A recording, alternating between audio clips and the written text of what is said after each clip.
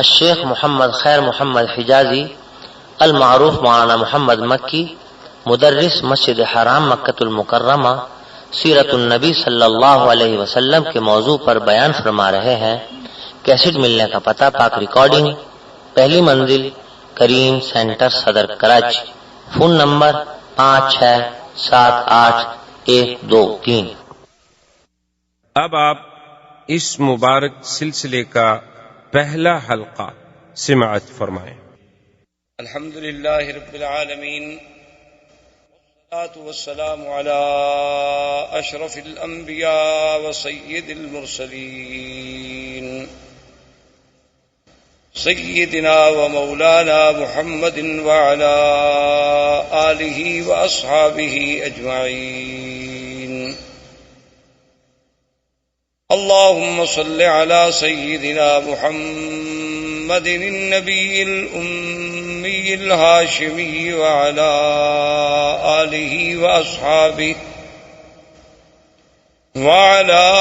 آله وأصحابه البررة الكرام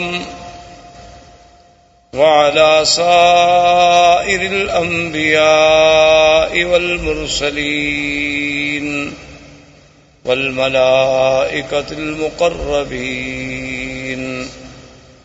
أما بعد، فقد قال الله تبارك وتعالى في القرآن المجيد والفرقان الحميد: أعوذ بالله من الشيطان الرجيم، بسم الله الرحمن الرحيم.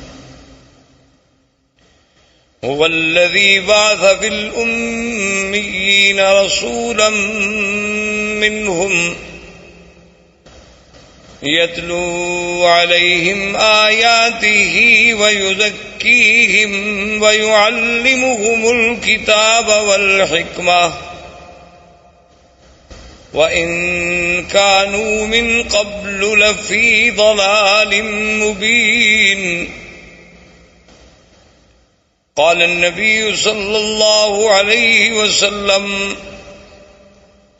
أنا محمد وأنا أحمد وأنا الماهي الذي يمحو الله بي الكفر وأنا الحاشر الذي يحشر الناس على قدمي وأنا العاقب الذي ليس بعده نبي، أو كما قال النبي صلى الله عليه وسلم. صدق الله العلي العظيم وصدق رسوله النبي الكريم، ونحن على ذلك لمن الشاهدين ومن الشاكرين، والحمد لله رب العالمين. برادران اسلام، آج کے درس میں سیرت رسول پاک صلی اللہ علیہ وسلم کے بارے میں کچھ باتیں عرض کرنی ہیں۔ حضور صلی اللہ علیہ وسلم کی سیرت طیبہ، حضور صلی اللہ علیہ وسلم کی حیات مبارکہ، حضور صلی اللہ علیہ وسلم کی بعثت، حضور صلی اللہ علیہ وسلم کی عالمگیریت، حضور صلی اللہ علیہ وسلم کے انس و جن کے لیے مبعوث ہونا، حضور صلی اللہ علیہ وسلم کی نبوت و رسالت تک، قیامت تک کا جاری رہنا، یہ ساری چیزیں اور سارے پہلو اس کے متقاضی ہیں کہ جیسے خود اللہ نے قرآن میں فرمایا ہے کہ میرے نبی صلی اللہ علیہ وسلم کے آنے سے پہلے اس جزیرہ عرب کا اور عرب کے احوال کی کیا کیفیت تھی، تو اس کا پس منظر جب تک ہمیں تھوڑا بہت معلوم نہ ہو تو پھر سیرت کا صحیح مقام جو ہے اس کے سمجھنے تک رسائی حاصل کرنا بہت مشکل ہوتا۔ اس لیے حضور صلی اللہ علیہ وسلم کی بعثت سے قبل احوال عرب کے بارے میں بہت دور اگر ہم جائیں تو بہت مشکل ہو جائے گا، لیکن زیادہ سے زیادہ اختصار کے ساتھ جتنی ہم پہلے ماحول کی، چونکہ قرآن پاک نے بطور خاص یہ فرمایا ہے کہ ہم نے آپ کو کہاں بھیجا. ایک تو فرمایا ہم نے آپ کو امیین میں بھیجا کہ جو بالکل پڑھنا لکھنا نہیں جانتے، جن کے پاس کوئی کتاب نہیں تھی. اور دوسری بات جو اللہ نے آخری آیت میں فرمائی اور بار بار فرمائی کہ وَإِن كَانُوا مِن قَبْلُ لَفِي ضَلَالٍ مُبِينٍ، کہ میرے مدنی صلی اللہ علیہ وسلم آپ کی بعثت سے قبل یہ پورا جزیرہ جو تھا ایک کھلی ہوئی گمراہیوں میں پڑا ہوا تھا. تو اس کی تفاصیل میں اگر آپ جائیں تو آپ جانتے ہیں یا آپ نے سنا ہوگا یا پڑھا ہوگا انشاءاللہ، عرب جو ہے اصل میں یہ 3 قسم کہلائے جاتے ہیں. ایک عرب ہیں بائدہ، اور ایک عرب ہیں عاربہ، اور ایک عرب ہیں مستعربہ. یاد رکھیں عربوں کی 3 قسمیں ہیں تاریخ میں. ایک عرب بائدہ یعنی جو سب سے پہلے عرب زبان، عربی بولنے والے، عربی جاننے والے. بائدہ کہتی ہیں کہ ہلاک ہو گئے، وہ قومیں جو مٹ گئیں اب جن کا نام و نشان بھی باقی نہیں ہے. اگر قرآن پاک ان کا ذکر نہ کرتا تو شاید ہم جانتے بھی نہ اور کوئی اس کا سرا بھی تلاش نہ کر سکتا. جیسے پہلی قومیں گزر گئی ہیں، قوم عاد ہے، قوم سمود ہے، قوم صالح ہے، قوم لوط ہے. یہ ساری قومیں آپ کو پتہ ہے کہ یہ مکہ مدینہ منورہ سے خیبر کے راستے میں، مدائن کے راستے میں، اور اسی طرح پھر آپ آگے چلے جائیں. قوم لوط جو تھی وہ آج جہاں اردن ہے، جس ملک کو آپ اردن کہتے ہیں، عمان کہتے ہیں، اسی جگہ وہ بحر میت کے نام سے آج بھی وہ جگہ معروف ہے. وہ وہی آباد تھے، ان کے قریہ صدوم جو تھا اسی جگہ تھے. تو یہ تو عرب ہیں وہ جو ختم ہو گئے، مٹ گئے. ان کی تو کوئی نسل کا ایک بندہ بھی باقی نہیں بچا جس کے بارے میں آدمی کہے کہ پھر اس کا کیا ہوا. اللہ نے ان کا تو استیصال کلی کر دیا، یعنی بالکل ختم ہو گیا. ان کا تو نام و نشان ہی مٹ گیا. اچھا اب جناب ایک عرب ہے مستعربہ. مستعربہ کا معنی ہوتا ہے کہ جنہوں نے عربی لغت کسی دوسرے سے سیکھی ہو. تو ہم زیادہ دور اس لیے نہیں جاتے کہ پھر ہم سیرت کے موضوع پہ آتے آتے بھی کئی مہینے لگ جائیں گے. ہم حضور صلی اللہ علیہ وسلم کے جد امجد سیدنا ابراہیم الخلیل علیہ الصلاۃ والسلام اور سیدنا اسماعیل علیہ السلام، کیونکہ حضور صلی اللہ علیہ وسلم جو ہے ولد اسماعیل ہے. حضور پاک صلی اللہ علیہ وسلم کا نسب جو ہے، آپ کا سلسلہ انساب جو ہے وہ سیدنا اسماعیل علیہ السلام تک جاتا ہے، اور پھر سیدنا اسماعیل علیہ السلام سے سیدنا آدم علیہ السلام تک. لیکن اگر ہم اسی سلسلے کو پھر ابتدا سے دیکھیں، یعنی ابتدائے آفرینش سے سیدنا آدم علیہ السلام سے، تو پھر تو ایک پوری تاریخ انسانیت کا ہمیں عبور کرنا پڑے گا.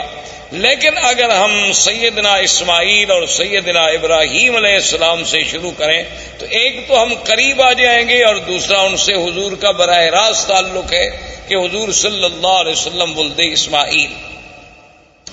تو مختصراً یہ عرض کروں کہ اللہ نے سیدنا ابراہیم علیہ السلام کو حکم دیا کہ اپنے بیوی بچوں کو جا کے ایک ایسے مقام پہ چھوڑیں جہاں کوئی آبادی نہیں، کوئی وہاں انسان نہیں.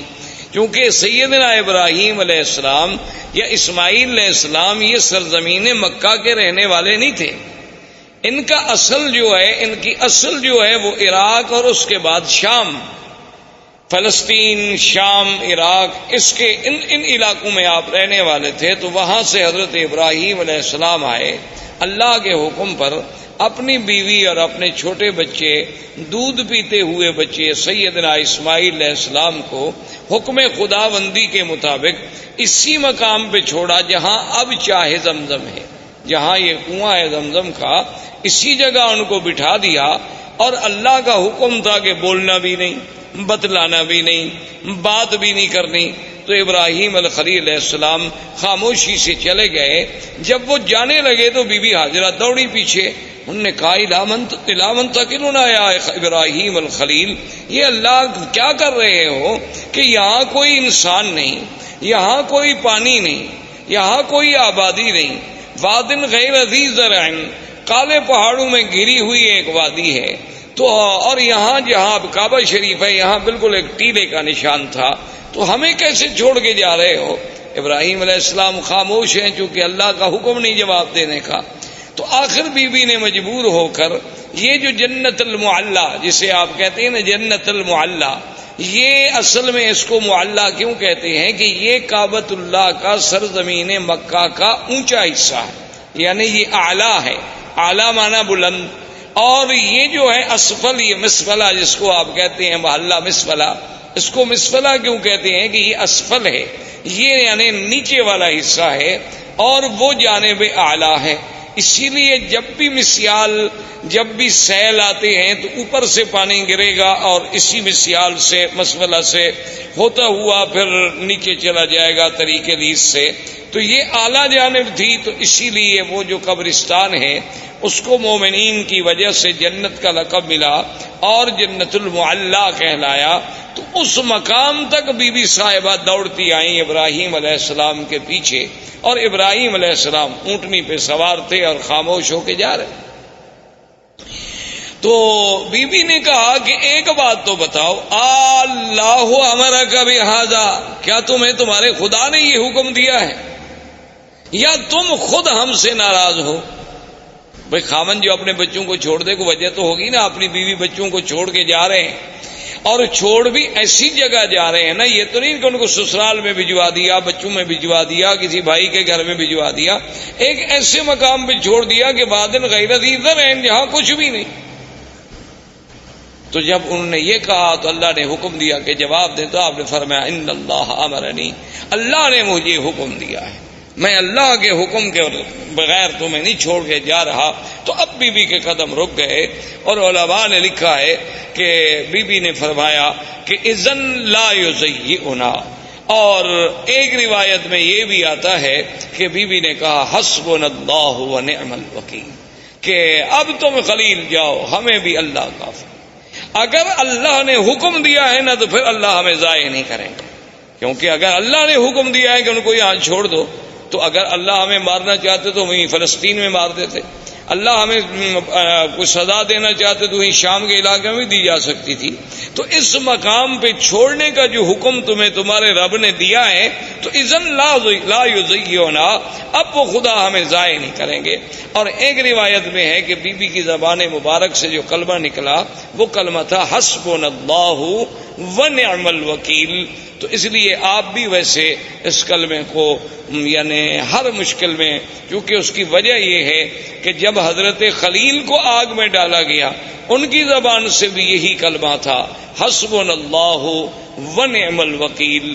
اور جب جنگ احد میں صحابہ پر دشمنوں نے حملہ کیا اور یہ کیفیت تھی کہ ذاقت علیہم الارض بما رحبت، اللہ کی وسیع سرزمین تنگ ہو گئی، یعنی بالکل اب یقین ہو گیا ہلاکت کا، اس وقت بھی صحابہ کی زبان سے نکلا حسبنا اللہ ونعم الوکیل۔ سیدہ عائشہ صدیقہ رضی اللہ تعالی عنہا پہ جب تہمت لگی، اتنا بڑا الزام لگا امہات المؤمنین پہ، عصمت رسول پاک پہ، تو جب سب سے پہلے بی بی کو خبر ملی کہ آپ پر یہ الزام لگا ہے تو بی بی کی زبان سے نکلا حسبنا اللہ ونعم الوکیل۔ تو اس لیے علماء نے اس پر بڑی کتابیں لکھی ہیں، القول الجمیل فیما جاء فی فضل حسبنا اللہ ونعم الوکیل۔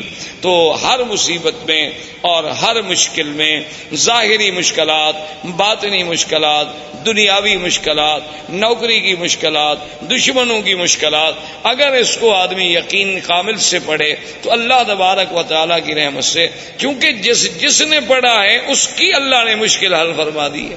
تو اس لیے علماء نے لکھا ہے کہ یہ کلمہ مبارک ایک اکسیر ہے، یعنی ایک ایسا ہے کہ جس چیز کو لگاؤ سونا بنا دے، لیکن شرط یہ ہے کہ اس پر ایقان ہو، ایمان ہو، یقین ہو، اور پھر پڑھنے کے لیے کوئی حد نہیں، وضو ہے نہیں ہے، ڈیوٹی پہ ہیں آپ، چل رہے ہیں، گھر میں ہیں، بیٹھے ہیں، جب یاد آیا تو پڑھ لیا۔ اور جس مشکل کے لیے پڑھیں گے اللہ کی رحمت سے فانقلبوا بنعمت من اللہ وفضل لم یمسسہم سوء، اللہ نے فرمایا کہ جب میرے مدنی کے صحابہ نے اس کلمے کو پڑھا تو ہم نے پھر ان کو نعمتوں کے ساتھ واپس لوٹایا، ان کو ذرا سی بھی پھر ہم نے تکلیف تکلیف نہیں پہنچنے دی. تو اللہ تبارک و تعالیٰ کے یہ کلمہ مبارک بی بی کی زبان سے بھی علماء نے لکھا ہے کہ نکلا اور بی بی واپس آ گئی. اب بڑا تفصیل کا واقعہ ہے کہ بی بی آئیں، پھر چھوٹا بچہ ہے، اور یعنی اندازہ کریں آپ کہ کتنا خوف و خطر ہے. تو شام جب ہونے لگی تو ہر طرف سے جنگلی درندوں کی آوازیں، کہیں سے شیر، کہیں سے بھگیاڑ، کہیں سے کچھ جنگلوں کی درندوں کی آوازیں آ رہی ہیں. اور چھوٹا سا بچہ ہے، چھوٹی سی مشکیزہ ہے، کچھ ستو ہے، کچھ چنے ہیں. یہ آپ کا سارا زاد سامان ہے اور زاد راہ ہے. تو مورخین نے لکھا ہے کہ بی بی صاحبہ شام کو جب اندھیرا چھا گیا تو ایک لکڑی لے کے کھڑی ہوئیں اور انہوں نے سارے علاقوں کی طرف توجہ کر کے خطاب کیا کہ اے جنگل کے درندوں، یہاں انسان تو کوئی نہیں جن کو میں خطاب کروں، لیکن ایک بات یاد رکھ لو کہ میں ایک اللہ کے نبی خلیل کی بیوی ہوں اور اسماعیل کی اماں ہوں. تو کہتے ہیں کہ فوری طور پر بی بی صاحبہ کی آواز سنتے ہی تمام جانور خاموش ہو گئے. اور اس کے بعد بلکہ یہ اظہار ہونے لگا کہ مختلف مقام پہ جانور بیٹھ گئے اور خاموشی کے ساتھ، یعنی جو یہ باتیں کرنے لگے کہ بی بی صاحبہ ہم حملے کے لیے نہیں آئے، ہم تو پہرے کے لیے آئے ہیں. کیونکہ اس کی وجہ تھی کہ یہ وہ مسعود وجود تھا، یہ وہ مسعود بچہ تھا جس کی نسل میں پیدا ہونا تھا حضرت محمد الرسول اللہ صلی اللہ علیہ وعلا آلہ واصحابہ وسلم تسلیما کثیرا کثیرا. تو اگر اسماعیل کی حفاظت نہ ہوتی تو پھر یہ سلسلہ حضور تک کیسے پہنچتا؟ تو اصل میں تو یہ سارا نظم جو ہے اسی پاک نبی کے لیے سجائی جا رہی تھی اور یہ منزل اسی لیے بنائی جا رہی تھی. کہیں آپ نظر ڈالیں، کہیں آسمانوں پہ پہرے ہیں، کہیں کعبۃ اللہ کو بنایا جا رہا ہے، کہیں ابراہیم کو ہجرت پہ بھیجا جا رہا ہے، کبھی ان سے بچے چھڑوائے جا رہے ہیں. تو یہ ساری چیزیں جب ان پہ نظر ڈالیں گے تو محسوس ہوگا کہ یہ ساری محفل جس کے لیے سجائی جا رہی تھی وہ آنے والے تھے حضرت محمد الرسول اللہ صلی اللہ علیہ وعلا آلہ واصحابہ وسلم تسلیما کثیرا کثیرا. تو اب جناب سیدنا اسماعیل علیہ السلام کا پانی ختم ہوا. بی بی صاحبہ صفا مروہ پہ دوڑی، صفا پہ چڑھی، مروہ پہ گئی، مروہ پہ چڑھی، صفا پہ پہنچی اور 7 چکر لگائے. تو اللہ پاک کو یہ دوڑنا اتنا پسند آیا کہ مسعی جو ہے اس کو قیامت تک کے لیے شاعر اللہ قرار دے دیا گیا. اب جناب بی بی کے کان میں آواز آئی کہ جاء الغوث، کہ اللہ کی مدد آ گئی. بی بی نہ گھبرائیں. تو بی بی صاحبہ کھڑی ہو گئی، انہوں نے کہا کون ہو آواز دینے والے، سامنے آؤ. خیر سامنے کوئی پھر آواز آئی کہ بی بی صاحبہ نہ گھبرائیں، اللہ کی مدد آ گئی. اور اللہ نے حکم دیا کہ جبریل جس جگہ اسماعیل علیہ السلام کے پاؤں ہیں نا اسی جگہ جا کے پر مارو. تو یہاں آ کر حضرت جبریل علیہ السلام نے اپنا پر مارا اور یہاں سے چشمہ زمزم کا پانی نکلا. تو یہ زمزم کا پانی جو ہے اس میں اب آپ دیکھیں یعنی کئی نعمتیں شامل ہو گئیں.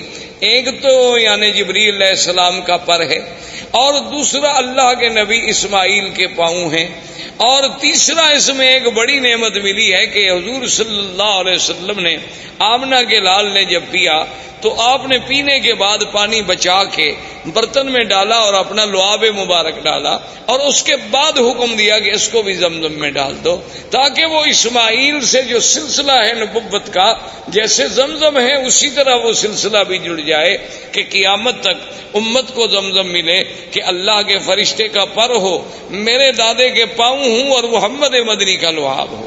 اس لیے علماء نے لکھا ہے کہ زمزم کا پانی جو ہے وہ جنت کے پانی سے افضل ہے، حوض کوثر سے افضل ہے، یعنی جنت کی نہروں سے افضل ہے. انہوں نے کہا اس کی وجہ یہ ہے کہ جنت کی نہریں تو اللہ کے حکم سے پیدا ہو گئی نا، کن ہو جا بس ہو گئی، اور اسباب کی حد تک تو وہاں کوئی چیز نہیں. حکم دیا گیا کہ جنت بن جا، بن گئی، حکم دے دیا نہریں جاری ہو جائیں، ہو گئی. لیکن یہاں تو اسباب بھی ہیں کہ 2 نبی اکٹھے، ایک رسول نوری ہے جبریل، وہ بھی رسول ہے، قاصد ہے اللہ کا، اور ایک پیغمبر حضرت اسماعیل، اور تیسرے پیغمبر سیدنا محمد الرسول اللہ. تو ان سب چیزوں کے جمع ہونے سے زمزم کو جو فضیلت ملی وہ جنت کے پانی سے بھی زیادہ بڑھ گئی. تو اس لیے علماء نے لکھا کہ جب معراج پہ جانے سے قبل حضور پاک کا سینہ مبارک کھولا گیا تو ہر چیز جبرائیل جنت سے لائے لیکن پانی زمزم سے لیا، جو دلیل تھی اس بات کی کہ پانی زمزم کا افضل ہے، ورنہ اگر اور کوئی پانی افضل ہوتا تو وہاں سے پانی لانا جبریل کے لیے کیا مشکل تھا۔ جنت سے جب تستم من ذہب سارا سامان جنت سے لائے، آپریشن کے سامان سارا جنت سے لائے، ٹانکے لگانے کے لیے دھاگا سارا جنت سے آیا، ہر چیز جنت سے لائی گئی، لیکن پانی زمزم کا استعمال ہوا کیونکہ افضل رسول کا افضل دل جو تھا وہ افضل پانی سے دھل سکتا تھا، تو اس لیے اللہ تبارک و تعالی نے اس پانی کو ایک شرف بخشا۔ اب اتفاق یہ ہوا کہ یمن کے علاقوں میں ایک تھی سد معارب، سد کہتے ہیں بند، جیسے بڑا بند ہوتا ہے نا جی، جیسے آپ ڈیم بناتے ہیں اور آگے بند لگاتے ہیں، تو انہوں نے بھی ایک بہت بڑی سد بنائی تھی، جیسے سد اسکندری، جیسے سد یاجوج ماجوج، جیسے آپ سمجھیں دیوار چین، اسی طرح ان کی ایک سد معارب کہلاتی تھی۔ وہ اتفاق کی بات ہے کہ ٹوٹ گئی۔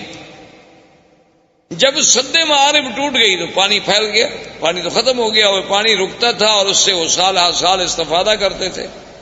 تو جب پانی ختم ہو گیا تو اب یمن کے قبائل جو تھے وہ نکلے مختلف علاقوں میں آباد ہونے کے لیے کہ ہم کہاں جائیں۔ وہاں سے چلتے چلتے قبائل آئے کہ پانی ڈھونڈیں، کسی ایسی جگہ جائیں گے جہاں ہمیں پانی ملے تاکہ وہاں ہم رہ سکیں، رہائش کر سکیں، کیونکہ پانی اگر نہ ہو تو آدمی زندہ نہیں رہ سکتا۔ اللہ نے قرآن پاک میں بھی یہ بات واضح فرما دی کہ وَجَعَلْنَا مِنَ الْمَاءِ كُلَّ شَيْءٍ حَيٍّ، اللہ نے فرمایا ہم نے ہر چیز جاندار کی جان جو ہے وہ پانی کے ساتھ معلق رکھی، اسی پانی سے ہم نے اس کو زندہ کیا۔ تو پانی وجہ حیات ہے، پانی مردہ زمینوں کی حیات ہے، مردہ انسانوں کی حیات ہے۔ تو ڈھونڈتے ڈھونڈتے قبیلہ جرہم، یہ یمن کا قبیلہ تھا اور یہ عرب تھے، بنو جرہم جو تھے یہ تو خالص عرب تھے کیونکہ یہ تو یمن سے تھے۔ تو یہ قبیلہ جرہم جو ہے پانی تلاش کرتے کرتے کرتے جب مکہ مکرمہ کے قریب آیا تو دیکھا کہ کچھ پرندے اڑ رہے ہیں۔ اچھا یہ قاعدہ ہے کہ جہاں پانی ہو تو وہاں پھر پرندے آتے ہیں، ان کو بھی احساس ہوتا ہے کہ کوئی ہمیں پانی والی جگہ ملے۔ تو انہوں نے جب پرندوں کو اڑتے ہوئے دیکھا تو قبیلہ جرہم نے آپس میں مشورہ کیا، انہوں نے کہا کہ بھئی یہاں تو ہم نے کبھی پرندے اڑتے نہیں دیکھے، یہ کیا ہے، تلاش کیا جائے، اپنے آدمی بھیجے۔ تو انہوں نے کہا کہ ہاں وہاں تو پانی ہے، ایک بڑا چشمہ ہے اور وہاں ایک بوڑھی عورت بھی بیٹھی ہے اور ایک بچہ بھی ہے۔ تو انہوں نے کہا کہ ٹھیک، وہ قبیلے کا قبیلہ سارا یہاں پہنچا۔ لیکن اس زمانے میں ان کے اندر کچھ اخلاق ہوتے تھے، یعنی باوجود اس کے کہ عرب میں یہ قتل قتال لڑائی یہ سب چیزیں بڑی عام تھی، لیکن پھر بھی کچھ ضوابط تھے، کچھ اصول تھے۔ تو وہ جب آئے تو انہوں نے بی بی صاحبہ سے کہا کہ بھی ہم پانی کی تلاش میں یمن سے نکلے ہیں، اب آپ خود اندازہ کریں کہ یمن سے چلتے چلتے ہم مکہ پہنچے اور یہاں ایک چشمہ ہے، تو آپ اگر ہمیں اجازت دیں کہ ہم اس چشمے کے قریب رہ جائیں تو آپ کی بڑی مہربانی ہوگی۔ تو بی بی صاحبہ کو بھی اللہ نے عقل دیا، انہوں نے فرمایا کہ ہاں آپ یہاں رہ سکتے ہیں، لیکن پانی پر آپ کا حق نہیں ہوگا، پانی ہمارا، اس پر حق جو ہے میرا اور میرے بیٹے کا ہوگا۔ پانی آپ لے سکتے لیکن یہ کنواں آپ کا ملک نہیں سمجھا جائے گا، اس پر ہمارا ہی کنٹرول ہو، ہمارا ہی تسلط ہو۔ انہوں نے کہا کہ جی بالکل ٹھیک ہے، ہم مانتے ہیں۔ اور ایک روایات تاریخ میں یہ بھی آتا ہے کہ بی بی نے کہا کہ بھی اس کا کچھ آپ ہمیں معاوضہ بھی دیں گے، آخر پانی کا فائدہ جو آپ اٹھائیں گے۔ تو انہوں نے کہا کہ ہم وہ بھی دیں گے۔ تو یہاں سے پھر قبیلہ جرہم جو تھا یہاں آباد ہو۔ جرہم قبیلے کی آبادی کے بعد حضرت اسماعیل علیہ السلام جوان ہوئے تو ان کی شادی بھی جرہم قبیلے سے ہوئی۔ جب ان سے ہوئی تو اب حضرت اسماعیل علیہ السلام نے عربی زبان جو تھی وہ جرہم سے سیکھی، اس وجہ سے آپ جو ہیں عرب مستعربہ کہلائے کہ آپ کی اپنی زبان مبارک عرب نہیں تھی بلکہ آپ نے عربی جو تھی وہ جرہم سے سیکھی۔ اب زبان جو ہے اس پہ قابو ہو گئے، اور حضرت اسماعیل علیہ السلام کی عمر مبارک جو ہے جب 16 سال کی تھی، اللہ نے اس حضرت ابراہیم الخلیل علیہ السلام کو حکم دیا، وہ آئے اور بنائے کعبہ کا حکم ملا کہ یہاں اللہ کا گھر بنائیں۔ تو ابراہیم علیہ السلام نے اس کعبے کی اللہ کے حکم سے بنیاد رکھی، اور بنیاد اسی قواعد پہ رکھی گئی جو آدم علیہ السلام نے قواعد رکھے تھے اللہ کے حکم سے۔ اب ایک تاریخ میں یہ آتا ہے کہ ابراہیم علیہ السلام نے پوچھا کہ اللہ آپ کا حکم ہے کہ میرا کعبہ بناؤ، لیکن مجھے پتہ نہیں کتنا طول ہے، عرض ہے، کتنا کعبہ ہے، کہاں دیواریں ہوں گی۔ وہ تو ایک ٹیلا تھا نا جی، بارشیں آتی اور فلڈ آتے اور سیل آتی، سیلاب آتے اور چیزیں یہاں پھینک کے چلے جاتے، تو بنتے بنتے بہت بڑا ٹیلا بن گیا۔ تو اللہ نے حکم دیا کہ ہم آسمان پر بادل کا ایک ٹکڑا بھیجتے ہیں، جہاں جہاں بادل کا سایہ ہو سمجھ لو گی یہ جگہ کعبہ ہے، اور جہاں سایہ نہیں ہوگا تو وہ جگہ کعبہ نہیں، اسی جگہ تم نشان لگا لو۔ تو کعبۃ اللہ کے اوپر ایک سایہ ایسے جیسے سائبان کھڑا ہو جاتا ہے، یعنی وہ کھڑا ہو گیا، اور حضرت اسماعیل علیہ السلام، حضرت ابراہیم اور اسماعیل علیہ السلام نے نیچے کعبۃ اللہ کے نشان لگا۔ دیکھیں نا کہ آج 1400 سال کے بعد دنیا ترقی کرتی ہے نا جی، کہ جوی نقشہ، کہ بھئی ہم ہیلی کاپٹر پہ بیٹھ کے یا فضاؤں سے بیٹھ کے یا چھوٹے جہازوں پہ بیٹھ کے اوپر سے وہ کسی علاقے کا کسی شہر کا نقشہ بناتے ہیں، لیکن اللہ نے اپنے کعبے کے لیے تو 4000 سال پہلے سے نقشے کا انتظام فرما دیا کہ بھی اس کی پیمائش دیکھنی ہے، طول و عرض دیکھنا ہے۔ اور ان کے فوٹو تو غلطی بھی کر سکتے ہیں، لیکن وہ تو سایہ اتنا صحیح تھا کہ اس میں جب ابراہیم علیہ السلام نے کھودا تو نیچے حضرت آدم علیہ السلام کی بنیادیں مل گئی، تو اس پر وہ کعبۃ اللہ کی جو ہے وہ تعمیر۔ اب جو مقام ابراہیم ہے اس کے بارے میں دو چیزیں ملتی ہیں ہمیں تاریخ۔ ایک تو صحیح روایات جو ہیں وہ یہ ہیں کہ جب دیواریں اونچی ہو گئی تو اب ابراہیم علیہ السلام کے لیے مشکل تھا نا جی کہ اوپر پہاڑ پہ، دیواروں پہ، چٹانوں پہ کیسے پہنچائیں، کیسے پتھر کیسے لگائیں، نیچے والے تو اٹھا کے رکھ دیے نا جی، لیکن جب جگہ اونچی ہو گئی تو ضرورت تھی نا کہ کوئی ایسی چیز ہوگی جو ہمیں اوپر لے جائے۔ اب اس کے لیے ضرورت یہ تھی کہ درخت کاٹے جائیں، لکڑیاں کاٹی جائیں، پھٹے بنائے جائیں، ان کو باندھا جائے اور کھڑے ہونے کا ذریعہ بنے۔ تو اللہ نے حکم دیا کہ ابراہیم الخلیل، یہاں ایک پتھر ہے، اس پتھر پہ تم کھڑے ہو جاؤ، اور یہ تمہارے حکم کے ہم نے تابع کر دیا ہے، اس کو آپ حکم دیں گے یہ اونچا ہو جائے گا، اور حکم دیں گے تو خود بخود یہ نیچے چلا جائے۔ یعنی آپ دیکھیں نا آج کرینوں کے جو تصور ہیں، مشینری کے جو تصور ہیں کہ آپ کے بٹن سے ضرورت کے مطابق اوپر ہوں گی نیچے ہوں گی، لیکن اللہ تبارک و تعالیٰ کی کمال قدرت دیکھیں اور انبیاء کے معجزات دیکھیں کہ نہ تو کوئی مشینری لگائی گئی، نہ وہاں کوئی موٹر لگائی گئی، نہ کوئی بجلی کا انتظام کیا گیا، بس پتھر کو حکم دے دیا کہ جو میرا نبی کہتا ہے مانو، پتھر تابع ہو گیا، بات ختم ہو گئی۔ اللہ تبارک و تعالیٰ چاہے تو داؤد علیہ السلام کے پتھر تابع کر دیں، اللہ چاہے تو ابراہیم علیہ السلام کے تابع کر دیں، تو ابراہیم علیہ السلام کھڑے ہو جاتے، پتھر اوپر ہو جاتا، پھر نیچے ہو جاتا، اور اس پر حضرت ابراہیم علیہ السلام کے قدموں کے نشان پڑ گئے۔ ویسے آپ کو بھی کبھی دھوکہ ضرور لگا ہوگا، آپ جب دیکھتے ہوں گے مقام ابراہیم کے پتھر کے بھئی اتنا چھوٹا پاؤں اور اندر کیسے پورا چلا گیا۔ یہ پورا اندر نہیں تھا، یہ تو اصل میں یہ ہے کہ یوں پتھر تھا نا، تو آپ نے جب پاؤں رکھا تو پاؤں کا نشان لگ گیا اندر تھوڑا سا، یہ بعد میں تو ہم نے چوم کے چاٹ کے الحمدللہ اس کو نیچے پہنچایا۔ یہ ہماری اپنی مہربانیاں ہیں، یعنی باقی جو ہم نے محنت کی ہے نا، جو روزانہ ہاتھ جو لگاتے رہے ماشاءاللہ، جیسے حضرت سلمان فارسی رضی اللہ تعالیٰ عنہ کے باغ میں جو کھجوریں تھیں تو ہمارے حاجیوں نے ماشاءاللہ ان کو سینے لگا کے کھجور آدھی ختم ہو گئی، اور نتیجہ یہ نکلا کہ آخر وہ کھجوریں بوسیدہ ہو گئیں اور وہ گر گئیں۔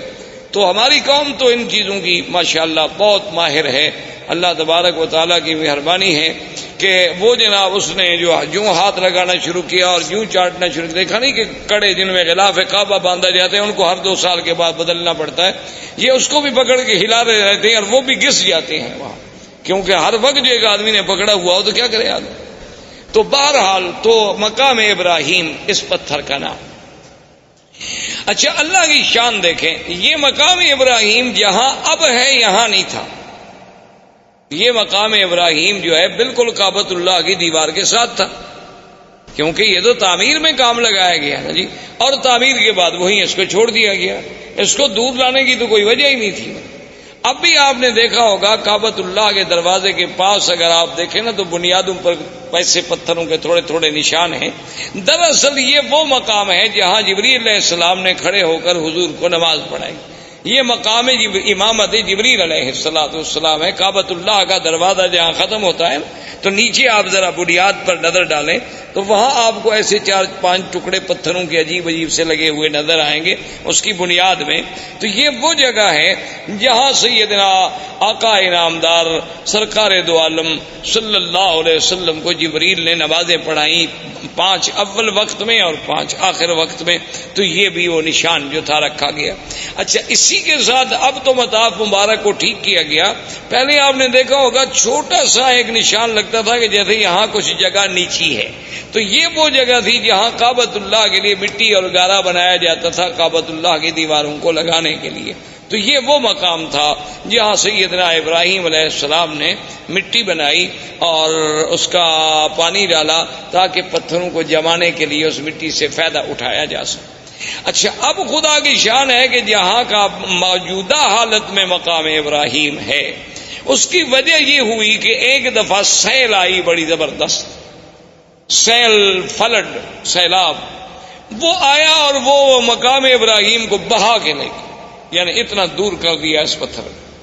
تو اب صحابہ اکٹھے ہوئے کہ بھی اس کا کیا حل کیا جائے، اس کو وہاں لے جائیں جہاں اپنے اصل مقام پہ تھا، یا اس مقام ابراہیم کے حجر ابراہیم کو ہم یہاں رہنے دیں، اب یہاں پہنچ گیا ہے. تو صحابہ نے مشورہ کیا ابھی وہاں لے جانے سے کعبۃ اللہ کے طواف کرنے والوں کو رکاوٹ بنے گی، کیونکہ وہ دیوار سے تھوڑے فاصلے پر تھا. اگر یہاں دور ہو گیا تو اچھی بات ہے، کافی درمیان میں فاصلہ ہے. اس وقت تو تصور اتنے لوگوں کا ہوتا تھا نا جی. یہ تو بعد میں الحمدللہ اللہم زد فزد کہ ہر سال اللہ کی رحمت سے عدد جو ہے بڑھتا جا رہا ہے اور انشاءاللہ قیامت تک بڑھتا چلا جائے گا. تو اس جگہ تو صحابہ کا مشورہ یہ طے ہو گیا کہ اب اس کو نہ چھیڑو، اب اس کو اسی جگہ رہنے دو، ورنہ ہر دور میں جو بھی آئے گا اس کو تبدیل کرے گا. کوئی کہے گا یہاں کر دو، کوئی کہے گا یہاں لگا دو، یا اللہ نے پہنچا دیا اسی جگہ رہنا. لیکن آپ حیران ہوں گے، حکمت دیکھیں خدا کی. آج بھی ہمیں تواریخ سابقہ، تاریخ عالم کو جب آپ کھولیں تو ان میں یہ باتیں ملتی ہیں کہ بے عین ہی اسی جگہ ابراہیم علیہ السلام جب کعبۃ اللہ بنا رہے تھے نا تو یہاں کھڑے ہو کر دیوار کو دیکھتے تھے کہ دیوار سیدھی ہے کہ نہیں، کیونکہ ان کے پاس کوئی آلات تو تھے نہیں اور نہ پہلے زندگی میں کبھی عمارت بنائی تھی. وہ تو اللہ کا حکم تھا نا کہ تعمیر کر دو. تو یہی جگہ تھی، وہ پتھر سے اتر کے آتے نا، جیسے آپ مکان بنا رہے ہو تھوڑا دور کھڑے ہوں گے نا دیوار کے قریب، تو آپ نہیں کھڑے ہوں گے. وہ آگے دیکھتے بھی دیوار ٹھیک ہے، پتھر ٹھیک ہے، کوئی پتھر آگے کوئی پتھر پیچھے تو نہیں. تو اللہ کو بھی وہی جگہ منظور تھی کہ سیلاب بھی آیا تو اس پتھر کو اسی جگہ لے آیا، ورنہ وہ چاہتا تو یہاں سے دور لے جاتا. لیکن اللہ تبارک و تعالیٰ کی شان ہے تو وہ دونوں مقام ابراہیم بن گئے. واتخذوا من مقام ابراہیم مصلی، ایک تو اس سے مراد وہ پتھر اور ایک اس سے مراد وہ مقام جہاں ابراہیم علیہ السلام کھڑے ہو کے کعبۃ اللہ کی عمارت کو دیکھا کرتے تھے. تو اللہ تبارک و تعالی نے اس جگہ کو بھی یعنی اتنی بڑی عظمت بخشی، اتنی بڑی شان بخشی کہ وہ قیامت تک کے لیے قرآن میں آیا اور مصلی خلیل، مصلی حبیب سیدنا محمد الرسول اللہ صلی اللہ علیہ وسلم جو ہے بن گیا. اب یہ سیدنا ابراہیم علیہ السلام نے کعبہ بنایا، اللہ نے ندا کا حکم دیا کہ کعبہ بن گیا ہے، لوگوں کو حج کے لیے پکارو. تو اس ندا میں بھی اقوال ہیں. بعض علماء فرماتے ہیں اسی حجر ابراہیم پہ کھڑے ہو کے ابراہیم علیہ السلام نے ندا دی. بعض علماء فرماتے ہیں کہ جبل ابی قبیس، یہ جو پہلا جس قریب پہاڑ ہے نا جس پہ اب محلات ہیں، یہ پہاڑ ابی قبیس جو اور اللہ کی شان ہے. کعبۃ اللہ اول بیت، یہ دنیا میں سب سے پہلا گھر، اور ابی قبیس اول جبل وضع فی الارض، یہ دنیا کے پہاڑوں میں سب سے پہلا پہاڑ ہے جو زمین پہ رکھا گیا. تو ابھی قبیس پہ کھڑے ہوئے. اور ایک روایت میں ہے کہ حضرت ابراہیم علیہ السلام عرفات میں جا کے عرفات کی پہاڑی پہ کھڑے ہو کے آپ نے ندا دی. ایک روایت یہ بھی آتی ہے. تو وہاں سے اللہ نے ان کی ندا کو پوری دنیا میں کائنات میں پہنچا دیا. تو اب ابراہیم علیہ السلام تشریف لے گئے، حضرت اسماعیل علیہ السلام یہاں رہے، حضرت اسماعیل علیہ السلام کی شادیاں ہوئیں. اس طریقے سے اللہ تبارک و تعالی نے سرزمین کو آباد کیا، اور اس پورے علاقے میں ماں سوائے دین توحید کے اور کوئی دین نہیں تھا. یعنی سب لوگ جو تھے وہ ملت ابراہیم، سب لوگ جو تھے وہ دین ابراہیم پہ تھے، اور کوئی شرک نہیں، کوئی بے دینی نہیں، کوئی احداث نہیں، کیونکہ ان علاقوں کو تو دین ملا ہے. اسی وجہ، یہی تو وجہ تھی نا کہ ہر آدمی یہ کہتا تھا کہ میں ملت ابراہیم پہ ہوں. یہودیوں کا بھی دعویٰ کہ ہم ملت ابراہیم پہ، نصرانیوں کا دعویٰ کہ ہم ملت ابراہیم، مشرکین مکہ کا دعویٰ کہ ہم ملت ابراہیم پہ. آخر اللہ نے ارشاد فرمایا ما کان ابراہیم یہودیا ولا نصرانیا ولکن کان حنیفا مسلما وما کان من المشرکین. اللہ نے فرمایا کہ ابراہیم نہ تو یہودیت پہ تھے نہ نصرانیت پہ، اب وہ تو بالکل ساری دنیا سے مائل ہو کے دین اسلام، دین حق پہ چلنے والے، اور نہ وہ مشرکین میں سے تھے. تو یہ سارا دین جو تھا دین توحید تھا، ملت ابراہیمی تھی. سب سے پہلے عمرو ابن لوہی ایک شخص تھا، وہ مکے کا سردار تھا اور بہت بڑا سردار. یعنی اس کی بات جو تھی نا جی مکے میں اور قبائل میں اور حول مکہ ایسے مانی جاتی تھی کہ اس کی بات کے ٹالنے کا کسی کو کوئی تصور بھی نہیں تھا. تو عمرو ابن لوہی جو ہے یہ وہ آدمی ہے جو حاجیوں کو بڑی خدمت کرتے، ان کو زمزم پلاتے. صرف زمزم خالی نہیں بلکہ اس میں اصل ملا کے، شہد ملا کے پلاتے تھے حاجیوں. تو یہ عمرو ابن لوہی جو ہے یہ شام کے علاقے میں گیا تجارت کے لیے. تو وہاں اس نے ایک قوم تھی عمالقہ قوم کو دیکھا کہ ان کے پاس بت ہیں اور مختلف شکلیں ہیں، کوئی مردوں کی، کوئی عورتوں کی، مختلف خوبصورت قسم کے، کوئی چاندی کے، کوئی سونے کے، کوئی لکڑی کے، کوئی مٹی کے. تو اس نے ان سے پوچھا بھی یہ کیا ہے؟ تو عمالقہ نے ان سے کہا کہ بھی یہ ہمارے خدا ہیں، آلہہ ہیں. اصل تو خدا وہی ہے بڑا، لیکن اس کو تو ہم نہ دیکھ سکتے ہیں نہ اس سے ہم بات کر سکتے ہیں. تو آدمی کا کم سے کم مرکز محبت، مرکز نظر، مرکز توجہ کوئی ایسا تو ہو جو ہمیں نظر آئے. وہ تو ہمیں نظر بھی نہیں آتا. تو اس لیے یہ چھوٹے چھوٹے خدا ہیں. جب ہم مشکل میں ہوتے ہیں تو ہم آ کر ان کو پوجتے ہیں، ان کی عبادت کرتے ہیں، اور پھر ان کی عبادت سے جن کی یہ تصویریں ہیں، تماثیل ہیں، وہ ہم سے خوش ہوتے ہیں، وہ اللہ میاں کو کہہ دیتے ہیں تو ہمارا کام ہو جاتا ہے. تو یہ اصل میں چھوٹے چھوٹے ہم نے آلہہ بنا رکھے ہیں اپنے اپنے تصورات کے مطابق. اصل میں وہ آلہہ کی ابتدا جو ہے یعنی وہاں عمالقہ میں کہاں سے آئی؟ نوح علیہ السلام کے زمانے سے. اس وقت سے بت پرستی چلی آ رہی تھی.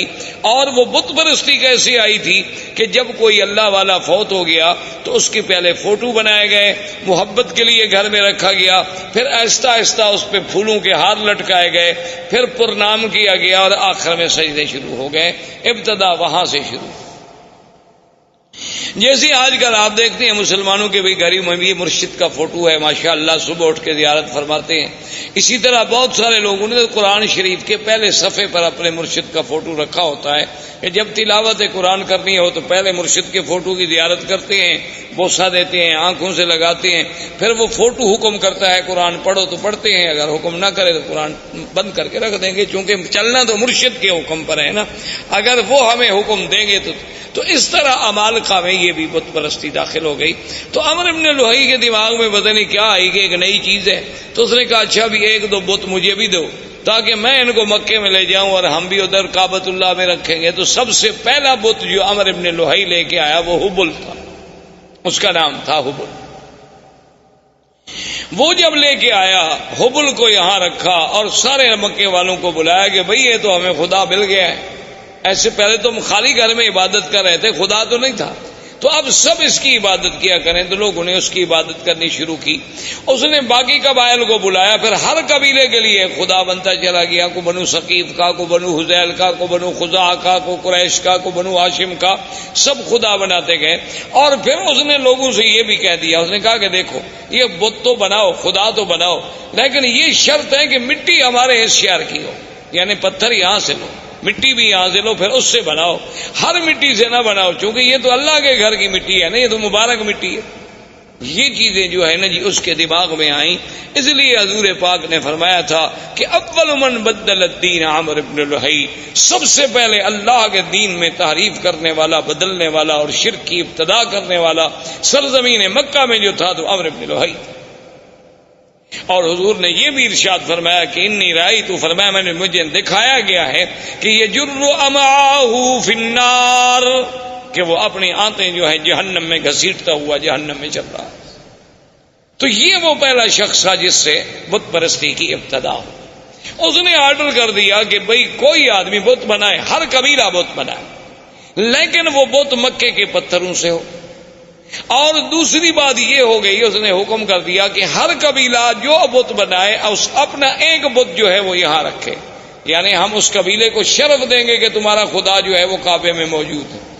اور اگر اس قبیلے سے لڑائی ہو جاتی تو اس کے خدا کو بھی نکال دیتے تھے کہ بھئی اب تمہارا خدا یہاں نہیں رہ سکتا، تمہارا ہمارا جھگڑا ہے. تو اس طرح جناب یہ ہوا، حتیٰ کہ بڑا عجیب واقعہ ہے کہ ایک شخص سفر پہ گیا تو اس کو وہ اپنا بت جو تھا وہ بھول گیا، اور مکہ مکرمہ سے پتھر اٹھانا بھی بھول گیا. اب راستے میں اس کا دل ہوا کہ میں اپنے خدا کی پوجا کروں، اپنے بت کی پوجا کروں، اپنے صنم کو پوجوں. تو اب اس نے کہا بھی میں کہاں سے بناؤں، وہ تو میں مکہ سے تو پتھر لایا نہیں. جیسے ہمارے روافض نے بھی آپ نے دیکھا ہے، ان کا بھی ایک مٹی کا ایک ایسے ٹھیلا گول سا بنا ہوتا ہے، وہ سجدے میں وہی استعمال کرتے ہیں. وہ کہتے ہیں یہ قرب و بلا کی مٹی ہے، تو وہ مقدس مقام کی مٹی ہے، اس کے بغیر ہمارا سجدہ نہیں ہوتا. کیونکہ حضرت حسین نے شہید ہوتے وقت اسی پہ سجدہ کیا تھا، تو لہذا وہی مٹی لے کے وہ ہر جگہ چلتے ہیں، اس کو بنایا ہوتا ہے، وہ سامنے رکھیں گے اور اسی پہ وہ اپنا سجدہ کریں گے، باقی کسی جگہ کے لیے ان کا سجدہ نہیں ہوتا. اللہ نے ہمارے لیے پوری دنیا پاک کی، انہوں نے جناب تنگ کرتے مشرکین مکہ نے کہا مکے کے پتھروں کا بت بناؤ، انہوں نے کہا کربلا کا بناؤ. تو بہرحال اللہ رحمت فرمائے. تو اب جناب یہ ہوا کہ اس بندے کو سوچ آئی کہ میں کیا کروں. اس نے کہا کہ میرے پاس کھجوریں البتہ تھی سفر میں، اور تو کوئی خوراک نہیں ہوتی تھی، تو میں نے کھجوروں کو اکٹھا کیا اور کھجوروں کو جیسے میرا بت تھا نا اس کی شکل کا ایک بت کھجوروں سے بنایا. کھجوروں سے اس کی گٹھلیاں نکال دی اور کھجوروں کو معجون کی شکل دے کر میں نے اس کا بت بنا دیا اور اس کی پوجا کرنی شروع کی. اس کی عبادت کرتا رہا، لیکن کہتے ہیں جب بعد میں بھوک لگی تو خدا کو کھا گیا، اور میں کیا کرتا. وہ کہتے آخر میرے پاس کوئی حل نہیں تھا. جب سفر میں مجھے بھوک نے ستایا تو میں نے کہا یار میں اب کیا کروں. تو میں نے پھر خدا کی پہلے ٹانگ کاٹی، پھر ہاتھ کاٹا، پھر گردن کاٹی، اور آہستہ آہستہ کھا گیا. سارا سفر میں راستے میں بندہ خدا کو کھا گیا. یعنی آپ اندازہ کریں جاہلیت کا. اسی لیے اکبر نے حالی نے کہا تھا نا کہ کھڑے ہیں پڑے ہیں جو ماپو تو بندے خدا سے بڑے ہیں. تو یہ فطرت انسانی ہے کہ جب وہ بھٹکتی ہے تو پھر ایسی حرکتیں کرتی. جیسے کہ ایک صحابی مسلمان ہوئے، اسلام لانے کے بعد لوگوں نے کہا کہ بھئی آپ ہمیں اپنی زندگی کا کوئی واقعہ سنائیں. اس نے کہا کہ بھئی آپ تو کہتے ہیں کہ یہ بت جو ہے نا کوئی فائدہ نہیں پہنچاتے، لیکن میرا جو خدا تھا نا، جو میرا بت تھا جس کی میں پوجا کرتا تھا، اس نے مجھے بہت فائدہ پہنچایا. اب صحابہ حیران ہو گئے کہ بت کیسے فائدہ پہنچائے. اس نے کہا ابھی کیسے. اس نے کہا اصل میں ایک دفعہ سفر پہ گیا، صحرا کا سفر تھا، تو میں اپنے بت کو چھوڑ کے کسی کام گیا، واپس آیا تو دیکھا کہ وَالثَّعْلَبُ يَبُولُ عَلَىٰ رَأْسِهِ کہ ایک صحرا کی لومڑی کھڑی ہے اور میرے اس بت پہ پیشاب کر رہی ہے. تو میں نے کہا ھذا رب، یہ خدا ہو سکتا ہے جس پہ ثعلب آ کر پیشاب کر دے. تو میں نے اس وقت اس کو پھینک دیا اور دل میں اسلام داخل ہو گیا کہ واقعی اللہ تبارک و تعالیٰ کے دین کے علاوہ یہ محض ہمارے تخیلات ہیں اور فسادات ہیں.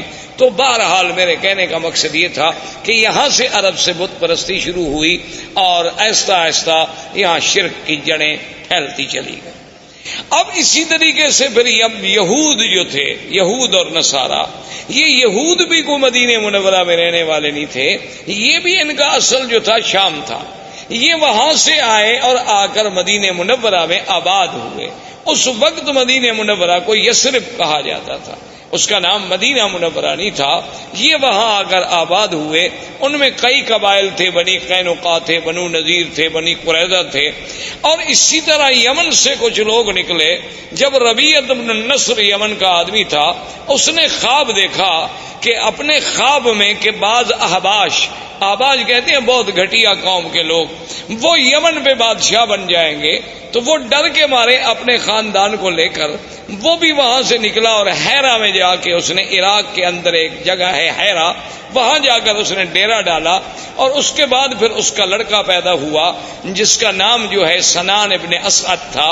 سنان اسعد جس کا لقب تبا تھا، یہ اس کا بیٹا تھا اور یہ پھر بہت بڑا بادشاہ بنا. اور اس نے پھر بڑی جنگیں کی اور بڑی لڑائیاں کی، اور یہ اسی ضمن میں آیا، مدینہ منورہ میں پہنچا، پھر مدینہ منورہ سے آگے چلا گیا، اور اس نے اپنے ایک بیٹے کو اسی یثرب کے مقام پہ چھوڑ دیا کہ بھی تم یہاں رہو، سنا ہے کہ یہاں علماء رہتے ہیں، اہل کتاب لوگ ہیں، ان سے کچھ استفادہ کرو۔ اچھا، خدا کی قدرت یہ ہے کہ کچھ عرصے کے بعد اس کے بیٹے کو مدینے میں کسی آدمی نے قتل کر دیا۔ وہ جب قتل ہوا تو اس کو اطلاع ملی کہ تمہارا تو بیٹا قتل ہو گیا۔ اس نے جناب چڑھائی کی، اس نے آگے چڑھائی کی اور جنگ لڑی، اور خدا کی شان دیکھیں، دنیا کی تاریخ میں یہ نرالی جنگ تھی کہ مدینے والے لوگ اس سے بادشاہ طبا کی فوجوں سے، یمن کی فوجوں سے سارا دن لڑائی لڑتے، جب شام ہوتی تو ان کے لیے کھانا بھجواتے، جب شام ہو جاتی وہ کہتے جی لڑائی اپنی جگہ ہے، مہمان ہیں یمن سے چل کے آئے ہیں مدینہ، کھانا تو دینا ہے۔ دن میں لڑائی اور شام، حیران ہوگی کہ کیسی قوم۔ ایک دن اس نے علماء یہود تھے دو، وہ آئے اس کے پاس، انہوں نے کہا کہ دیکھو تم چاہتے کیا ہو؟ اس نے کہا میرے بیٹے کو انہوں نے قتل کیا۔ انہوں نے کہا بیٹے کو قتل کیا، تم نے کتنے قتل کر دیے؟ اور تمہارا تو ایک بیٹا قتل ہوا، تم نے کتنے قتل کر دیے؟ چاہتے؟ اس نے کہا نہیں، میں تو یثرب کو مٹا دوں گا، میں تو اس شہر کا نام و نشان نہیں چھوڑوں گا دنیا میں۔ اس نے کہا بات سنو، یہ وہ جگہ نہیں جسے تم مٹا سکو، ہذہ مہجر محمد الرسول اللہ صلی اللہ علیہ وسلم، یہ ایک نبی پیدا ہوں گے عربی محمد پاک جن کی ہجرت کا مقام ہے، اس کو تم نہیں مٹا سکتے، اس کے مٹانے کا خیال چھوڑ دو، تم خود مٹ جاؤ۔ اچھا، تو وہ جناب ان کو ان کے کہنے پہ لڑائی مدینے سے بند ہو گئی، اور اس نے کہا اچھا ایسا کرو کہ تم دو علماء یہود جو ہے نا تم میرے ساتھ چلو، تاکہ میرے ملک میں بھی جا کے کوئی دین پھیلاؤ۔ اب جناب راستے میں ابھی وہ سفر کر رہا تھا کہ بنو حذیل ایک قبیلہ ہے جو مکے میں آباد۔ یہ بنو حذیل قبیلے کے لوگ جو تھے یہ دوڑے ہوئے پہنچے اس بادشاہ کے پاس، طبا کے پاس۔ انہوں نے کہا کہ حل تريد من الذهب والفضة ومن المجوهرات شيئا عظيما، کیا تمہیں چاہیے کہ تمہیں ہم سونا، چاندی، ہیرے، جواہرات کا ڈھیر حوالے کر دیں؟ تم چاہتے ہو؟ اس نے کہا کون نہیں چاہتا۔ تو اس نے کہا وہ سارا کعبہ شریف کے اندر جو ہے یہ تمام دنیا کا سونا موجود ہے، آگے لے لو۔ کیونکہ اصل یہ بات ٹھیک بھی تھی، کیونکہ کعبۃ اللہ جب بنایا گیا نا جی تو اس کے درمیان میں ایک کنویں نما شکل بھی تھی، تو لوگ اس میں زیورات، سونا، چاندی، ہر چیز ڈالا کرتے تھے۔ یہ اسی کی نقل ہے نا کہ اللہ کے گھر کی تعظیم کی جاتی ہے، اب لوگ قبروں پہ جا کے اسی طرح پیسے ڈالتے ہیں، چاندی، سونا، زیورات، ہر چیز ڈالتے ہیں۔ تو بہرحال یہ ہے کہ اس نے قابل کو ٹھیک، اور اس نے فیصلہ کر لیا کہ کعبۃ اللہ کو جا کے گرا دو، اور وہاں جو خزانے دفن ہیں وہ سارے خزانے نکال کے میں یمن چلے جاؤں۔ ابھی اس نے یہ ارادہ کیا تھا کہ بالکل سیاہ ایسی اندھیری آئی کہ اتنا اندھیرا چھا گیا کہ اپنا ہاتھ بندے کو نظر نہیں آتا۔ اس نے پھر ان علماء یہود کو بلایا کہ جلدی آؤ، یہ کیا ہو گیا؟ انہوں نے کہا کہ راستے میں ایک شہر ہے، اس کے بارے میں تو تم نے کوئی بری نیت نہیں کی۔ انہوں نے کہا ہاں بالکل، یہ بنو حذیل کے لوگ آئے ہیں، وہ کہتے ہیں کہ وہاں کعبے میں بہت بڑا خزانہ دفن ہے، میں جا کے کعبے کو گراؤں گا۔ اس نے کہا تم کعبے کو نہیں گرا سکتے، وہ اللہ کا گھر ہے، وہ بنائے ابراہیم ہے، تم فوراً توبہ کرو اور چل کے کعبے کا طواف کرو۔ اس نے کہا طواف تو خیر میں نہیں جانتا، چلو پھر میں ویسے تعظیم کرتا ہوں، احتراماً میں چلا جاؤں گا، لیکن میں گراؤں گا نہیں، اب میں نے توبہ کر لی۔ اس نے توبہ کر لی کعبۃ اللہ کے نہ گرانے کی۔ رات کو خواب میں دیکھا کہ میں کعبۃ اللہ پہ غلاف چڑھا رہا ہوں۔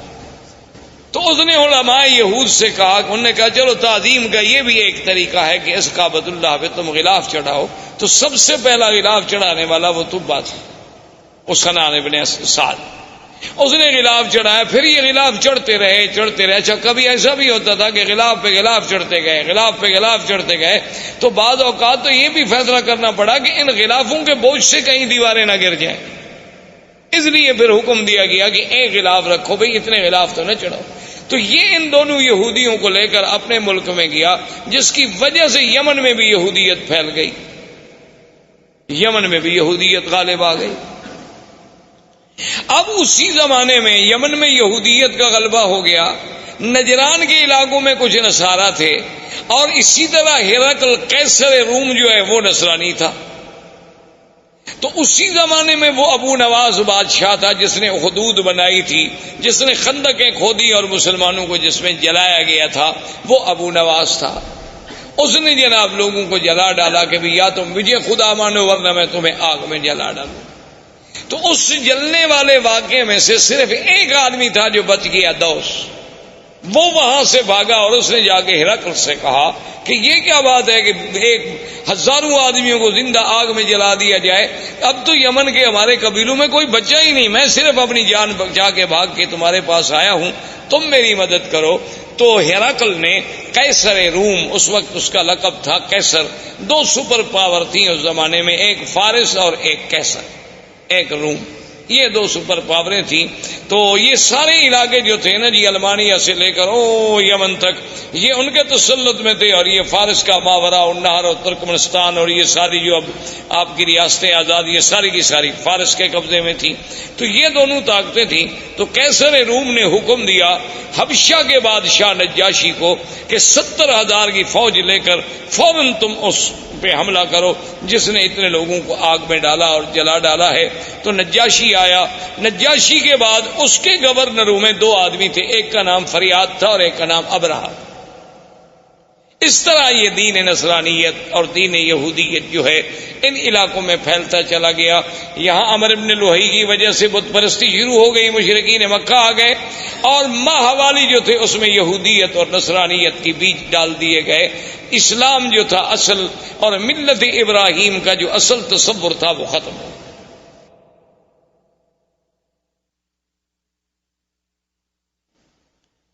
اب جناب یہ ہوا کہ آہستہ آہستہ ابرہہ اور اریاد اس کے درمیان میں بھی جنگ ہوئی۔ تو انہوں نے پھر ایک فیصلہ کیا، انہوں نے کہا دیکھو بات یہ ہے کہ تمہاری فوج اور ہماری فوج تو ایک ہے نا، ہم تو ایک نسل کے لوگ ہیں، بھی تم بھی اسی بادشاہ کے گورنر تھے، میں بھی اسی بادشاہ کا گورنر، فوج ایک، جنگ اور قبیلہ ایک، انسانی وہی سب احباش ہیں ہمارے۔ اگر تمہاری فوج ماری گئی تو احباش مارے گئے، میری ماری گئی تو احباش مارے گئے، ہم فوجوں کو کیوں ماریں؟ ہم ایسا کیوں نہ کریں کہ ہم دونوں آپس میں لڑیں، جو مر گیا مر گیا، جو بچ گیا وہ حاکم بن جائے۔ تو ابرہہ اور فریاد نے آپس میں جنگ لڑی۔ تو فریاد نے ایک تلوار کا بھرپور وار کیا جس سے ابرہہ کا ناک کٹا، جس کی وجہ سے ابرہۃ الاشرم، کہ وہ ناک کٹا ابرہہ، اس وجہ سے اس کا لقب پڑا۔ اس کی ناک کٹی، اس نے جو بھرپور وار کیا تو فریاد مارا گیا، لہذا ابرہہ بن گیا۔ اب ابرہہ جب بن گیا تو اس نے، اب بادشاہ قیصر کو پتہ چلا کہ ان لوگوں نے کیا کیا، میں نے ان کو کہا کہ دشمنوں پہ حملہ کرو، یہ آپس میں لڑے، اور اس نے میرے اپنے گورنر اریاد کو قتل کر دیا، بڑا بدبخت ہے ابرہہ۔ اس نے قسم کھا لی، اس نے کہا کہ واللہ مجھے خدا کی قسم ہے میں اتنا بڑا لشکر لے کے جاؤں گا کہ اسی یمن کی مٹی میں اس کو مٹی کر دوں گا اور اس کے بالوں میں مٹی ڈالوں گا اور اس کو میں یمن کے اندر ہی جا کے سزا دوں گا۔ تو فوری طور پر جب ابرہہ کو پتہ چلا کہ قیصر روم حملہ کرنے والا ہے تو آدمی بڑا چالاک تھا، اس نے فوراً سر پہ اسطرا پھروا دیا اور یمن کی مٹی جو تھی وہ بھی ایک برتن میں بھر کے قاصد بھیجے بادشاہ روم کے پاس کہ جناب میں تو آپ کا غلام ہوں، آپ چونکہ قسم کھا بیٹھے ہیں نا تو لہذا میرے بال بھی حاضر ہیں، یمن کی مٹی بھی حاضر ہے، اس میں میرے بال ڈال دو، قسم تمہاری پوری ہو گئی، خدا کے لیے مجھ پہ حملہ کیوں کرتے ہو؟ بادشاہ بھی خوش ہو گئے، انہوں نے کہا ٹھیک ہے، جب ایک آدمی اتنا نیاز مندی پہ آ جائے، جب اتنا اس نے کر دیا کہ اپنے بال کٹوا دیے، بال کٹانے کا معنی تو یہ ہوتا نا کہ گردن پیش کرنی، ورنہ اللہ میاں کو احرام میں یا حج میں یا عمرے میں بالوں کی کیا ضرورت ہے؟ مقصد تو یہ ہے کہ ہم نے سر اللہ کے حکم پہ جھکا دی کہ اپنی محبوب ترین چیز جو ہے بندے نے پیش کر دی، قربان کر دی۔ اب جناب جب یہ ہو گیا تو اب ابرہہ نے اسے خوش کرنے کے لیے انہوں نے کہا کہ جناب گزارش یہ ہے کہ سرزمین عرب میں ایک کعبہ ہے تو ہم یہاں اپنا کعبہ کیوں نہ بنائیں؟ تو وہاں اس نے ایک کعبہ بنایا جس کا نام کلیس، اور اس کعبے کو اتنا جناب اس نے بنایا تعمیری طور پہ، اور اس کے بعد اس نے قیصر روم سے کہا کہ پوری دنیا میں اعلان کریں کہ اس کعبے کا حج کریں۔ اعلان ہو گیا۔ ایک قبیلہ تھا نسیع، عرب کا ایک قبیلہ تھا نسیع۔ نسیع کا معنی ہوتا ہے کسی چیز کو پیچھے کرنا۔ اچھا یہ قبیلہ جو تھا نا یہ حرم کے بڑے مجاور تھے اور حرم کے بڑے خادم تھے، اور یہ مکہ اور طائف کے قریب درمیان میں یہاں ان کا قبیلہ آباد تھا۔ اصل میں ان کو نسی کیوں کہا جاتا تھا کہ 4 مہینے ہیں نا جن میں جنگ اللہ نے حرام کر دی تھی، 4 حرم۔ اچھا وہ 4 مہینے کون سے تھے؟ رجب، اچھا اس کے بعد پھر ذی القعدہ، ذی الحجہ اور محرم۔ اچھا یہ 3 مہینے اکٹھے ہیں، ذی القعدہ، ذی الحجہ، محرم، رجب اکیلا ہے۔ اب جناب جب یہ اتنی مدت ہو جائے عربوں کو لڑائی نہ ہو، تو عرب تو بغیر لڑائی کے رہ نہیں سکتے تھے نا، یہ تو قومیں ایسی تھی کہ بس ہر وقت لڑنا ہے۔ ان کی لڑائیاں اس بات پہ بھی ہوئی ہیں کہ ایک قبیلے نے کہا کہ تمہارے درختوں سے ایک چڑیا اڑی اور میرے درختوں پہ آ کے بیٹھ گئی، یہ زیادتی کیوں ہوئی؟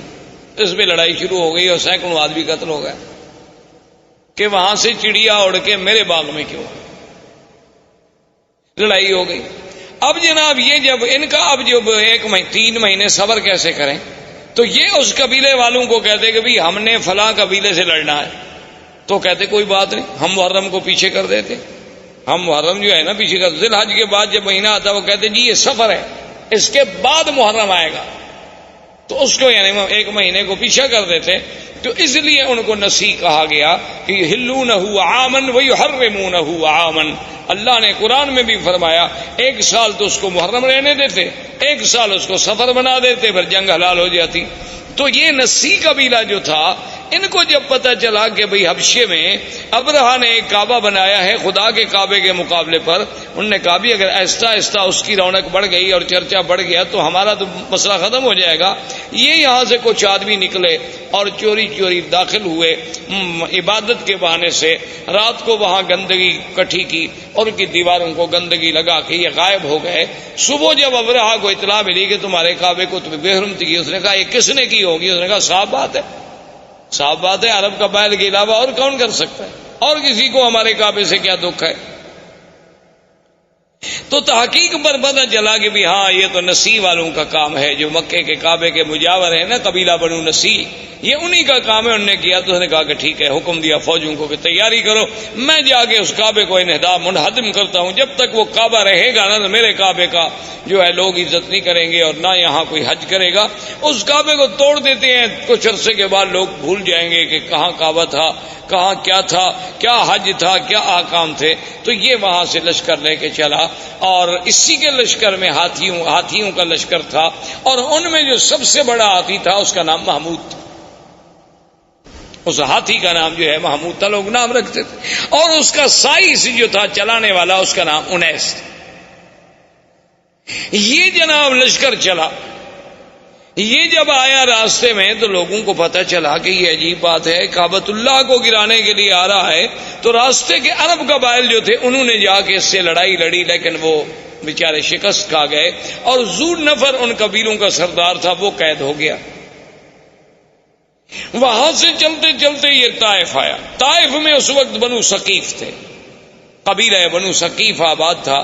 تو بنو ثقیف کو پتہ چلا کہ ذو نفر جو ہے وہ بھی شکست کھا گیا، بنو خصم والے وہ شکست کھا گئے، تو ہم بنو ثقیف اب اس کا کیسے مقابلہ کر سکتے ہیں اتنے بڑے لشکر کا؟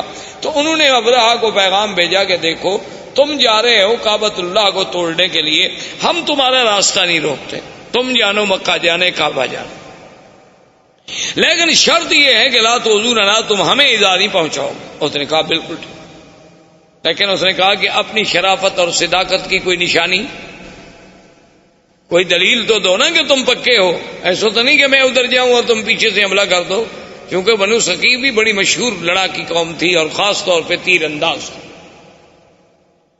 تو انہوں نے ایک آدمی تھا جس کا نام تھا ابو رغال، ابو رغال جو تھا نا جی، وہ انہوں نے کہا کہ یہ آدمی ہم تمہیں دے رہے ہیں، یہ ایسا آدمی ہے کہ ایک تو طائف سے لے کر مکے تک تمہیں راستے بتائے گا، اس وقت سڑکیں تھوڑی بنی ہوئی تھی، اور راستہ نہ جانو تو 2 دن کا راستہ 10 دن لگ جاتے تھے۔ تو یہ تمہیں دلالت کرے گا کہ کعبۃ اللہ کا راستہ کہاں ہے، اور تمہیں مکے تک پہنچا دے گا۔ اور اس ابو رغال نے اپنے قبیلوں سے، اپنے دین والوں سے غداری کی اور ان سے وفا کی کہ ان کو مکے کا راستہ بتلایا، اور وہ چلتے چلتے مکے کے قریب پہنچا، اور اسی راستے میں ابو رغال جو ہے وہ مر گیا۔ اور دنیا میں تاریخ میں یہ بات موجود ہے آج بھی کہ اس کی قبر جو تھی نا جی، آج تک دنیا میں ابی رغال کی قبر مشہور تھی کہ بعد میں عرب والے جاتے تھے اس کی قبر پہ جا کے پتھر مارتے تھے، جیسے جمرۃ العقبہ کو مارتے ہیں نا، کہ یہ وہ بدبخت ہے کہ جس نے اپنے دین کو بھی چھوڑا، اپنے قبیلوں کو بھی چھوڑا اور ابرہہ کو لے آیا کعبہ گرانے کے لیے۔ تو ابو رغال وہاں مر گیا۔ ابرہہ کا لشکر جب کعبۃ اللہ کے قریب پہنچے، اس نے ڈیرا ڈال دیا اور حکم دے دیا کہ جو لوگ ملے، مال ملے، مویشی ملے، سب پکڑ لو، چونکہ روپ ڈالنا تھا مکے والوں پر۔ تو ان مال مویشیوں میں 200 اونٹ جو ہے وہ عبد المطلب کے بھی پکڑے گئے۔ عبد المطلب جو ہیں یہ حضور صلی اللہ علیہ وسلم کے دادا ہیں، اور عبد المطلب جو تھے کان جسیمن وسیمن، یعنی بڑے خوبصورت، بڑے جمال والے، کیوں نہ ہوں آخر دادا ہے محمد الرسول اللہ صلی اللہ علیہ وسلم۔ انہیں پتہ چلا کہ جناب آپ کے 200 اونٹ پکڑ لیے ابرہہ نے، تو وہاں پہنچے اور انہیں پتہ چلا کہ ذو نفر جو ہے ہمارے قبیلہ عرب کا قید میں ہے، تو ذو نفر کو ملے کہ بھئی تمہارا کوئی تعلق ہے؟ اس نے کہا میرا تعلق ہوتا تو میں قید ہوتا، البتہ میں یہ کر سکتا ہوں کہ جو ہاتھی چلانے والا 19 ہے سائس، اس زمانے میں ہاتھی کا جو سائس ہوتا تھا نا اس کو بڑا تقرب ہوتا تھا، جو وہ بادشاہ کے قریب بیٹھتا تھا، بادشاہ کا ہودج جو ہے سب سے بڑے ہاتھی پہ ہوتا تھا، تو میں 19 کو کہہ دیتا ہوں، کیونکہ راستے میں چاہے میں قید میں رہا لیکن ہماری کچھ دوستی ہو گئی آپس میں۔ تو اس نے 19 کو سفارش کی۔ 19 نے ابرہہ سے کہا کہ عبد المطلب سردار جو ہے مکے کا ملنے آیا ہے، تو اس نے کہا ٹھیک ہے۔ جب عبد المطلب داخل ہوئے تو کہتے ہیں ابرہہ پہ اتنا روب پڑا، اتنا ان کا دبدبہ اور جلال تھا کہ اس نے کہا کہ تخت پہ برابر بٹھاؤں تو پھر تو بات شاید نہ بنے، خود تخت سے نیچے اتر آیا اور استقبال کیا اور خود بھی نیچے بیٹھ گیا اور عبد المطلب کو بھی اپنے برابر بٹھایا۔ اتنا روب آ گیا اس کے دل پر کہ یہ کون ایسا خوبصورت جمال والا آدمی۔ اور پھر عبد المطلب جیسا فصیح آدمی، بولنے والا آدمی، اس نے کہا جی آپ حکم دیں، آپ کیسے آئے؟ انہوں نے کہا جی کوئی مسئلہ نہیں ایسا، مسئلہ صرف اتنا ہے کہ میرے 200 اونٹ جو ہیں وہ آپ کے نوکروں نے، آپ کی فوجیوں نے پکڑے ہیں، وہ آپ مجھے چھوڑ۔ تو ابرہہ ہنسنے لگا۔ تو اس نے کہا کیا بات ہے؟ اس نے کہا کہ عبد المطلب دیکھو جب تم آئے نا تو میرے دل میں تمہاری بڑی عزت، بڑی عظمت تھی، میں نے کہا یہ تو سردار اس قسم کے تو میں نے آج دیکھے ہیں، لیکن جب تم نے بات کی نا تمہاری عزت ساری ختم۔ عبد المطلب نے کہا ولی ماذا، کیوں؟ اس نے کہا عجیب بات ہے، میں کعبۃ اللہ کو گرانے کے لیے فوج دے کے بیٹھا ہوں، تم مکے کے سردار ہو، تم مجھ سے معافی مانگے، مکے پہ چڑھائی نہ کرو، کعبۃ اللہ کو نہ گراؤ، ہمیں معاف کر دو، واپس جاؤ، تم اونٹ چھڑانے کے لیے آئے، تمہیں اونٹوں کا فکر ہے۔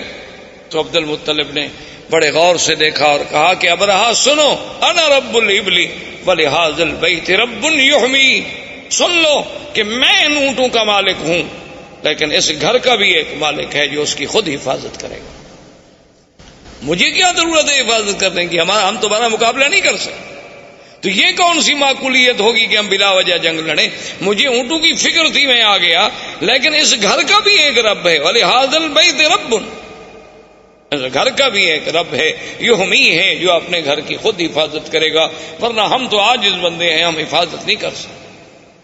تو ابرہہ نے کہا اچھا ٹھیک ہے جی، لے جاؤ اونٹ لے جاؤ، لیکن بات سن لو، قریش سے کہہ دو، قبائل عرب سے کہہ دو کہ ہم تمہارے ساتھ جنگ کے لیے نہیں آئے، ہم تو صرف اللہ کے کعبے کو گرانے کے لیے آئے ہیں۔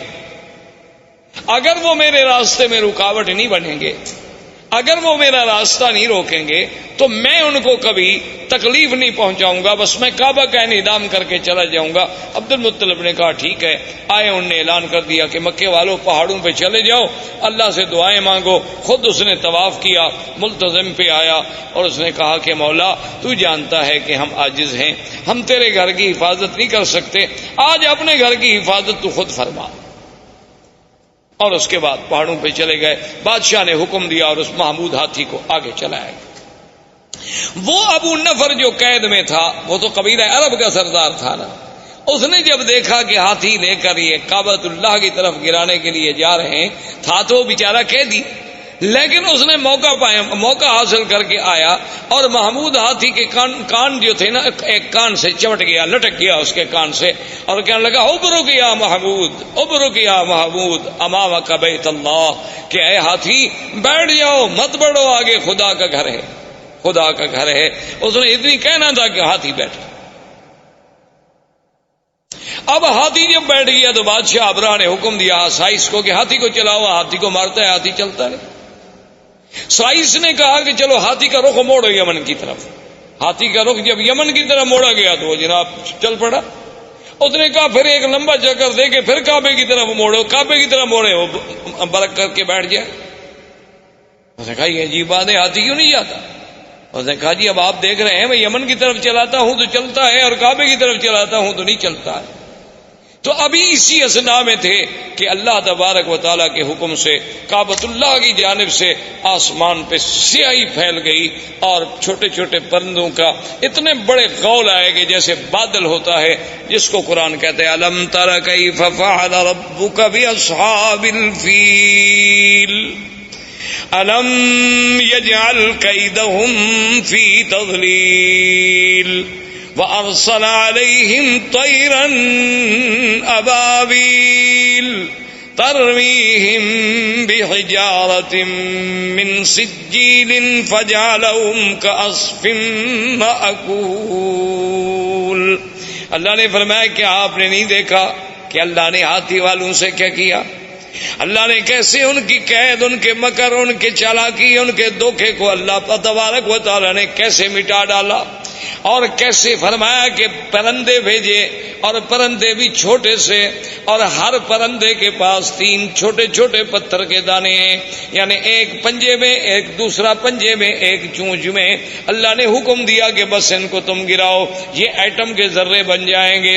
فَجَعَلَهُمْ كَعَصْفٍ مَّأْكُولٍ, ایسے ہو گئے کہ جیسے گھاس چرا ہوا, گھاس دیکھا نا جیسے روندا ہوا ہو, گھاس جانور چبا چبا کے پھینک دے اور پاؤں کے تلے رونٹ ڈالے.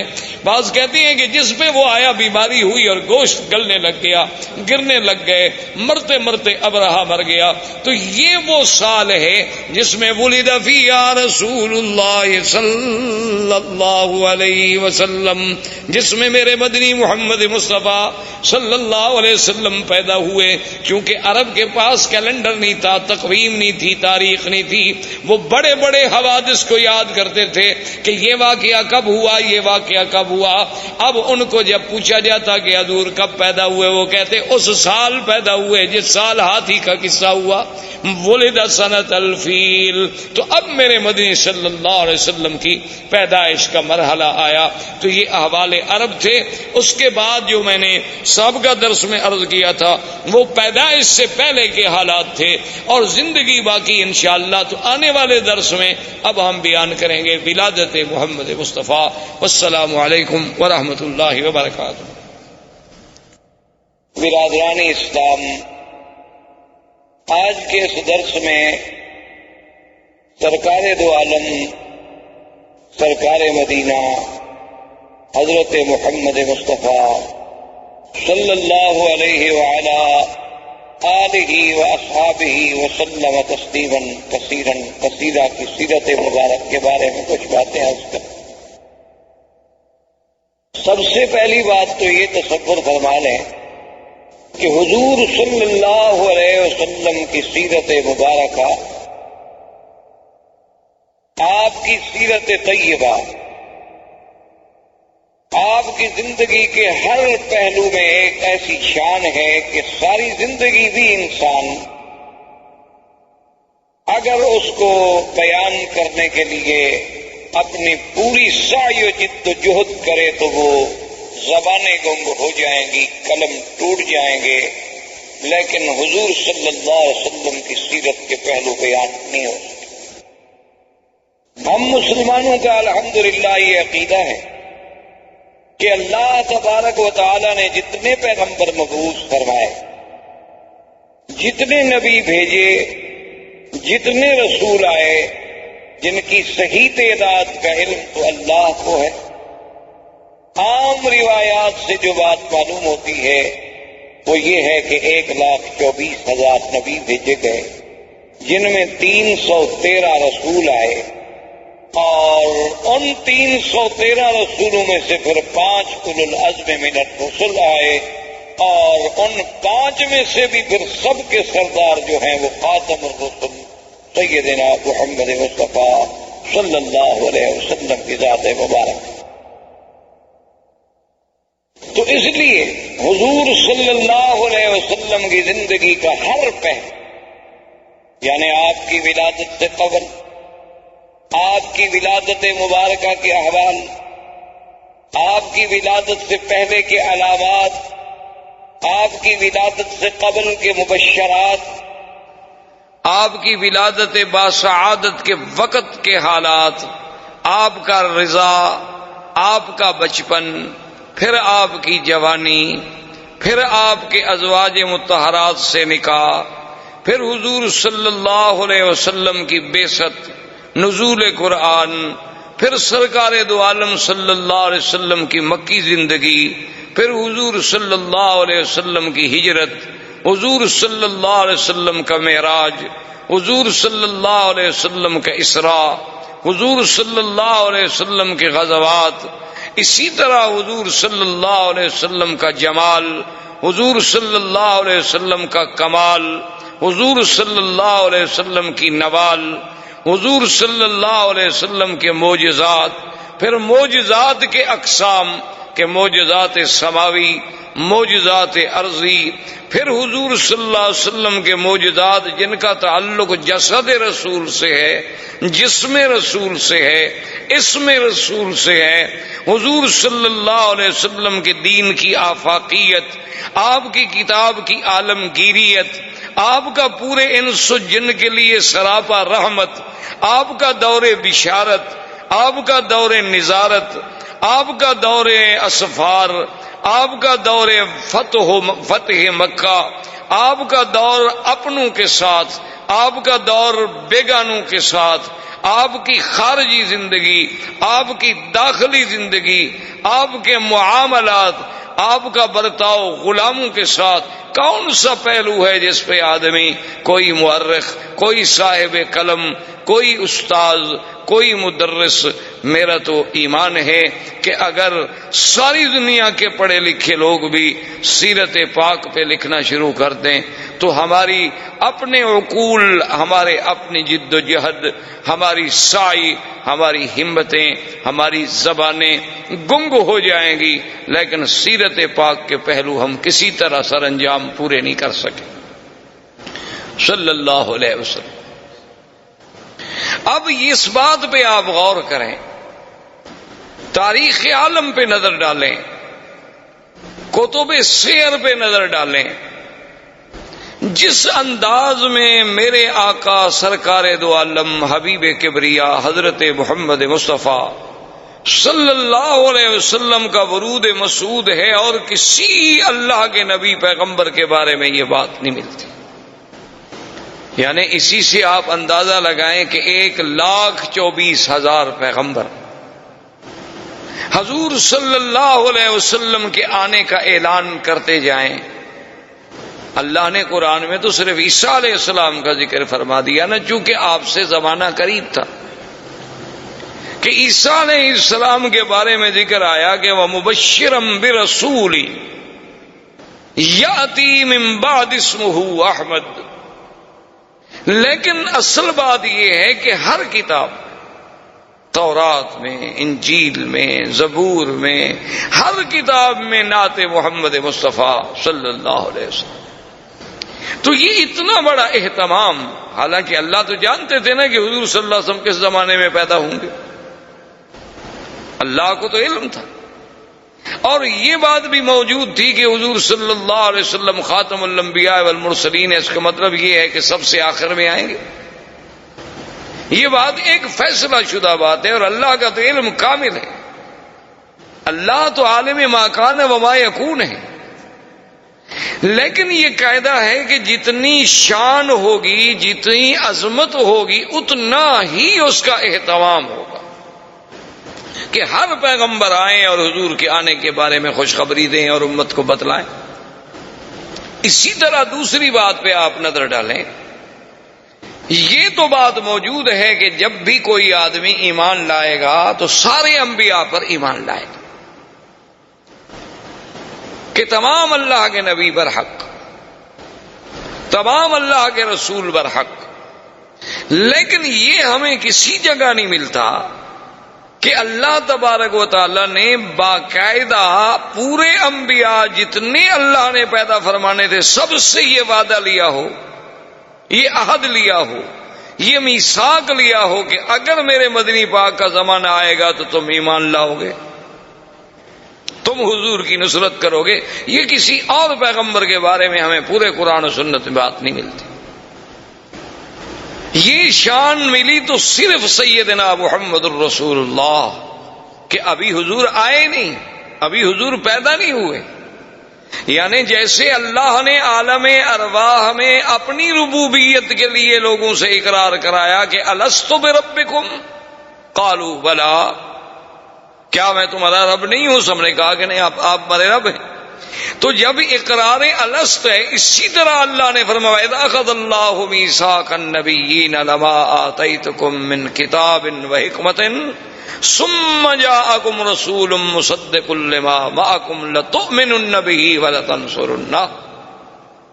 یعنی یہ شان اور کسی پیغمبر کے بارے میں نہیں ملتی کہ اللہ تمام انبیاء سے عہد لے، تمام انبیاء سے میثاق لیا جائے کہ میرا ایک نبی آئے، میرا ایک شان والا پیغمبر آئے۔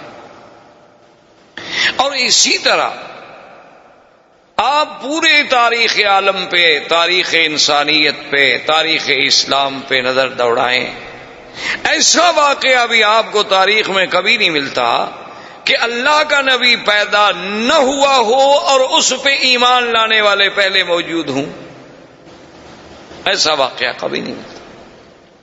یعنی یہ بات تو ملتی ہے کہ بھی انبیاء آئے، تشریف لائے، کچھ لوگ ایمان لے آئے، کچھ لوگوں نے ایمان قبول نہ کیا، کچھ لوگوں نے تصدیق کی، کچھ لوگوں نے تکذیب کی، لیکن ابھی حضور صلی اللہ علیہ وسلم کی بعثت نہیں ہوئی، پیدائش نہیں ہوئی، نبوت ملنا تو بعد کی بات ہے۔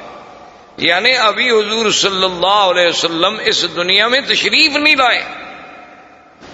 اس وقت تبابع یمن میں سے ایک بادشاہ گزرا جس نے حضور صلی اللہ علیہ وسلم کی سیرت کتب سابقہ میں جب مطالعہ کیا اور سرزمین مکہ و مدینہ سے گزرا اور یہاں کے مناظر کو اپنی آنکھوں سے دیکھا اور ان کتب سماویہ کے ساتھ اس کا تقابل کیا تو اس نے ایک خط لکھا اور اپنے اس ملک میں شاہی فرمان کو امانت کے طور پہ جمع کرا گیا کہ میرے بعد یہ خط جو ہے محفوظ رکھا جائے، اور جب وہ سرکار دو عالم اللہ کے نبی سرزمین مکہ میں پیدا ہوں تو میرا خط پیش کیا جائے۔ یعنی ابھی حضور صلی اللہ علیہ وسلم پیدائش بھی نہیں ہوں اور اس نے اس میں خط لکھا کہ میں طبع یمن ہوں اور میں اس بات کے لیے یہ خط لکھ رہا ہوں کہ اگر اللہ نے میری زندگی میں آپ کو پیدا اور میں آپ کا وزیر بنوں گا، میں آپ کا معاون اور سپاہی بنوں گا، حالانکہ وہ بادشاہ ہے، یمن کا بادشاہ ہے۔ تبابع جو ہیں یہ طبا جو تھے یہ یمن کے بادشاہوں کا لقب تھا، جیسے قیصر روم کے بادشاہوں کا لقب تھا، کسرا فارس کے بادشاہوں کا لقب تھا، اسی طرح فراعنہ مصر کے بادشاہوں کا لقب تھا، تو نجاشی حبشہ کے بادشاہوں کا لقب تھا، تو تبابع جو ہے وہ یمن کے بادشاہوں کا لقب تھا، وہ طبع الاکبر، طبع الاول، طبع الثانی اس طرح پکارے جاتے تھے۔ تو اس نے لکھا کہ اگر حضور سرکار دو عالم صلی اللہ علیہ وسلم آپ کو اللہ نے میرے زمانے میں میری زندگی میں پیدا فرما دیا تو میں آپ کا سپاہی ہوں گا، آپ کا وزیر بنوں گا، آپ پہ ایمان لاؤں، اور اگر میں پہلے مر گیا اور آپ میرے بعد دنیا میں تشریف لے آئے تو پھر میرے گواہ رہیں کہ میں آپ پر ایمان لا چکا ہوں۔ یعنی اندازہ فرمائیں کہ پوری تاریخ انبیاء میں یہ بات نہیں ملتی کہ ایک نبی پیدا نہ ہو لیکن ایمان لانے والے پہلے اقرار کریں اور پھر اس طرح اہتمام کریں کہ شاہی فرمان لکھ کے اس کو باقاعدہ جمع کرایا جائے۔ احباب کرام، اس کے بعد اب آپ اس مبارک سلسلے کی CD نمبر 2 سماعت فرمائیں۔